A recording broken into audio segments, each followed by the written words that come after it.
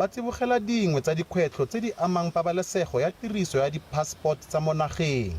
Dingwe tsa dikgato di tlile go pateletsa maAforika Borwa go amogela makwalo a bona mosepele kwa dikantorong tsa lefapha kwa ba dirileng dikopo gone, le go tlhagisiwa ga tiriso ya di-transit visa go baditšhaba ba lotso la Bangladesh le Pakistan. Seno se tle morago ga go tshwarwa ga moagi wa Pakistan yo neng a tsietsa ka tiriso ya makwalo a mosepele a naga a dirisana le batlhankela ba lefapha.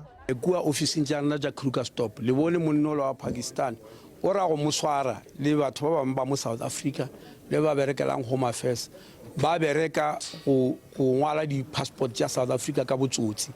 Gape le go pla story se se ileng sa tlala mo social media sa motho ba re ke Lebogang mara a etswa Bangladesh ka baka la go tšhentšha difoto.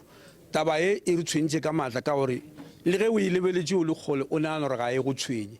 Tšatši le o tlo sepela o ya nageng tše dingwe o swere passport ya go tla mo South Africa yo go tshwenya ka gore ba ya go lebelela ka kgonono.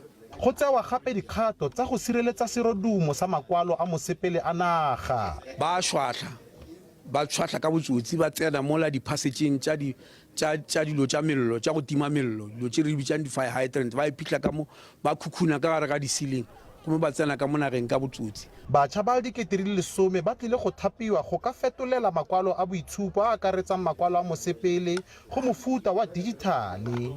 E tlile go jela lefapha diranta di feta dibilione di le 2.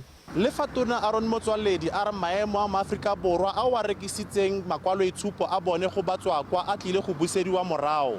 A re ba tlile go lebagana le ditatofatso tsa go rekisa tokomane ya moAforika Borwa ya semmuso.